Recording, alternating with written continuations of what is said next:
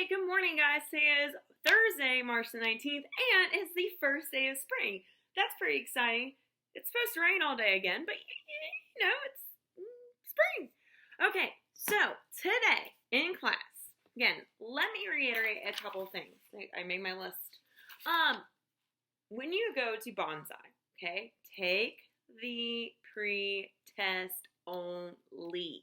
The life scenarios, the game, and the post test are for later, okay? Remember, we still have like 2 more weeks of doing this. And I know some of you like getting stuff done, but there is an order, okay? I want you to do the notes and answer those questions so when you play the life scenarios game, when it asks you to budget your money, it makes a little more sense because today what I'm going to talk about is looking at those budget notes, all right? So if you've done the pretest, awesome.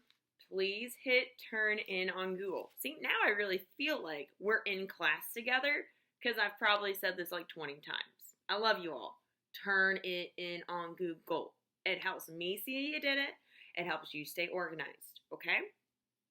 All right, but today what I would really like you to do, click on task 2, which is the budget notes through Peardeck. The code for that is in Google Classroom. It tells you what to type in. It's paced at your own pace. I'm not guiding it. You do it on your own. I've seen a lot of great answers. Like for question 1, what do you know about financial literacy? There are people who don't know anything, which is fine. Some people have said, it's about money. Other people have said about, creating budgets and balancing your financial needs. I really wish we were doing this in person because I personally wish I had financial literacy when I was in 8th grade. Because when I was in college, life was good. I'm in college. I had 2 jobs. But when you're student teaching, they don't pay you for that. So when I got out of school, I owed my student loans. I still had to put gas in my car to get to work. And I wasn't subbing yet. Like, there was a process. At one point, I had 13 cents in my bank account. Yeah, 13 cents. I didn't tell my parents because I was a little prideful, and I didn't want to tell them that I didn't manage my money the best, my 4 years of college, because I was spending it on going on spring break or on Christmas gifts or on tickets to go New Orleans or Pittsburgh or Chicago to see UC games, which I don't regret. However, I wish someone would have told me, like, hey, you should probably set some more money aside so when you're done with school, you'd have something to fall back on. All right? That's why I think this is super important because I know most of you, we're in 8th grade still. When you go to high school, lots of you are going to be involved in sports and extracurriculars. You might have a little part-time job when you're allowed to, but, luckily for you, you're going to have support at home. And, I know lots of you like to be independent. That's great. I support that 100%. But I want you to start thinking about how can I start setting money aside for things that I want to pay for in the future, whether that's school, whether that's things that you might need for Butler Tech in your program, whether that is if you're into crafting or if you're into traveling, or I know some people said they spend their money on skateboarding and guitars and fishing or shoes or clothes or phones. What is something that you might be wanting to get to in the future? Okay, whether it's a long-term thing like college or when you start working or even a car. Lots of you, I know you're going to get excited to start driving. You might want to save up for that, especially if you had to pay the insurance, the gas, any kind of repairs. I'm telling you now, tires aren't cheap. Brakes aren't cheap. I mean, unless you do it yourself, but you still have to buy money for those parts. These are just things to think about. All right? So, I wish we were face-to-face. I really do. Because I will tell you, from the person who's at Kroger at 7 a.m., budgeting your money for groceries or your electric bill, how I'm doing it here, your mortgage, or your rent if you get an apartment later on. I don't want to freak you out. That's not my job. But realistically, eventually, you'll have to think about it. I didn't. when I was in college because I thought, oh, life's good. I'm going to get a job right away. I'm going to teach right away. And it took a little bit. It took a little bit for all that to happen. But luckily, I had my parents that were super supportive and weren't like, hey, out. And they let me stay until I got myself on my feet and was able to have a steady job, not just subbing. Okay? So, question 2 on that. What do you spend your money on? You all crack me up. I mean, I got a good giggle out of it, and I need some laughs nowadays. Lots of it was food, clothes. I know we said video games. I know you said crafting, which that made me smile. I'm surprised no one said like pets. Anyone spend money on their pet? I just bought Bo a new toy, some new dog treats, some dog bones, because he also needs constant entertainment during this time off. Okay? Number 3 was a true-false question. Most of you answered false. So good job. 4, most important thing we learned. Like I said, I wish we were doing this in person. Unfortunately, we can't be. I hope, my sincere hope, you are reading these notes and you are saying like what you took away from this. Okay? There's no right or wrong answer. None of those. Questions 1, 2, and 4, no right or wrong answer because it's your opinion. It's your answer. Okay? If you get to the end of this for your most important thing and you said you learned nothing, maybe you should go back and reread the notes. Okay? If you started with question 1 saying you didn't know anything about financial literacy and then end at the most important thing you learned and said you learned nothing, go back, reread, find something. Because I know in 8th grade, I wasn't an expert at financial literacy. I wasn't a financial expert in college.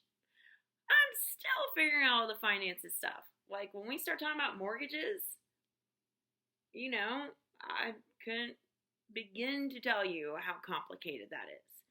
But for the meantime, we're focused on budget. How can you save your money? What do you spend your money on?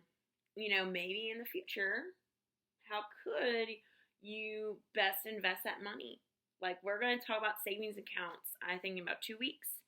And there are different kinds of savings accounts you could get. There are accounts that you don't touch for like 10 years. Okay? And maybe that's something you can think about. Start investing. You can get your first little job. Put a little money in each week. Don't touch it for 10 years. And then by the time you're done with high school and college, maybe a little bit out of college, you might have a nice little nest fund to get your first apartment or to get your first house. Or, if you're like me, adopt a dog because that was something I wanted to do. All right? So, again, please email with questions. I will answer you as quickly as I can. Hopefully, if I've emailed you, you saw my response. Okay? Please, please, please don't hesitate to contact me. All right, now on to the fun stuff. Okay? I'm actually going to do something new today. I'm going to make a book recommendation. I'm going to make 2. For my history nerds, like myself, James West Davidson, A Little History of the United States. Very interesting. I really liked it, but again, I'm your social studies teacher. I should like this. But it literally goes through every phase of American history, starting with Christopher Columbus all the way up to Obama's administration. Like, it is literally a little bit of everything. It's awesome. Highly recommend. Amazon if you can, or I don't know if the libraries are open. Good book. For my non-history people, but you like to read. Okay, John Green is another one of my favorite authors. Turtles All the Way Down. Okay, Turtles All the Way Down. Super quick and easy to read. It looks thick. Don't let that, make your decision. It's a good read. It's a quick read. If you really like to read and you need something to do, highly recommend. Really anything by John Green, I highly recommend. He's good. He's good. Or if you just want to listen to him talk about history, YouTube, Crash Course U.S. History, same guy. All right? And then if you're binge watching Netflix, I really like Cheer. I hate to admit that a little bit, but it's good. It's really good. And I think we all can be a Jerry. I really do. All right, but now on to our final segment, Today in History, because, what would be our class without the Today in History? All right, so March 19th, on this day in history, 1931, Nevada legalizes gambling, even though now it's all shut down. But what city is most known for their gambling, their shows? Big city in Nevada. What city is it? 1957, Elvis Presley puts his down payment on his mansion, Graceland. Okay? What city in Tennessee is his mansion in? So what city? Graceland. What city is it in? 1966. I know we don't have basketball and I am super bummed. But on this day in 1966, Texas Western beats the University of Kentucky in the NCAA Finals. Who was the famous coach at Kentucky University? Or I guess the University of Kentucky in 1966. It was a very monumental game if you want to do some more digging on that one. And I couldn't resist, guys. I had to pick a country song for number 1 in 1993. It was Alan Jackson's Chattahoochee. So Alexa, play Alan Jackson Chattahoochee. Or she's not going to play it. Alexa, play Alan Jackson Chattahoochee. Chattahoochee. Hold on. Jackson from Spotify.